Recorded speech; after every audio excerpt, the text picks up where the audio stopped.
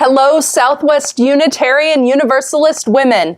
I'm Susan Frederick Gray, President of the Unitarian Universalist Association. I regret I cannot be with you in person, but I'm honored to join you by video. In your 30-plus years as an organization, you have touched so many lives through educational opportunities, charitable giving, and by providing a space for UU women to gather to form stronger relationships and be a force for good in the world. We are living in tumultuous times, and the relationships and skills that you foster provide resiliency and strength as we side with love and work for greater justice in the world. Thank you for your ministry and the work of your organization. You all invited me to share with you a few reflections of what it's like to be the first elected woman president of the UUA. Well, it was only a few days after my own election when I was reading an article about a woman who also was newly elected first woman president of her organization. She said she kept being asked, "What's it like to be the female president?"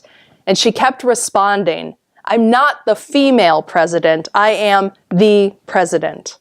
I can relate to this sentiment, and at the same time, women in leadership do face different challenges than their male counterparts.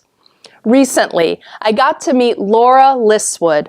She's the Secretary General of the Council of Women World Leaders, which is composed of national presidents, prime ministers, and heads of state from all across the world. She knows the data about women leaders, but she also knows the stories. The organization she leads grew out of her project to personally interview all of the sitting women prime ministers and heads of state across the globe. Pretty cool. One of the things that she found in her research is that women, unlike their male counterparts, are not assumed to be competent. And so women leaders have to repeatedly demonstrate their competence. This is also true for leaders of color, LGBTQ leaders, and leaders who hold other marginalized identities. Another thing she found was that women tended to come to the helm of an organization or a country during times of crisis, or when things were literally falling apart. So women leaders, we face both tremendous pressure to be successful by traditional standards, while also being looked to bring about substantial change and health out of crisis. Not an easy task. And yet, above all, what I want to say is what an incredible honor and privilege it is to serve as president of the UUA. I've had the opportunity to worship in congregations across the country, meet with amazing leaders and activists, and witness to our UU values in places like Charlottesville, Virginia. This has been a challenging time in our association and in our country. These challenging times are actually empowering and emboldening UUs across the country to greater commitment, dedication, and action. It's also lifting up the importance of solidarity with directly impacted communities and leaders in order to drive positive change. And internally at the UUA and in our congregations, we are diving directly into the internal work we have to do to dismantle systemic and cultural white supremacy in our own organization. What I've come to understand clearly is that this is no time for a casual faith, no time for a casual commitment to our communities or to our values. Our association and our society are in the midst of deep cultural shifts. And now more than ever, we need to develop more leaders and new models of leadership.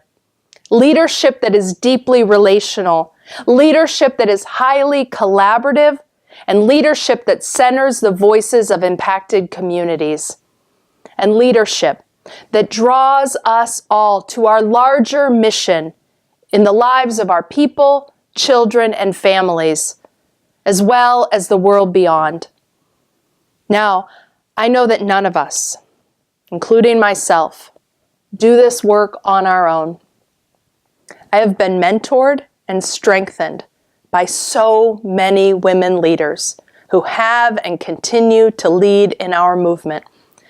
Leaders like the Reverend Sophia Mentencourt, who when our association asked, answered the call to serve as co-president of the UUA.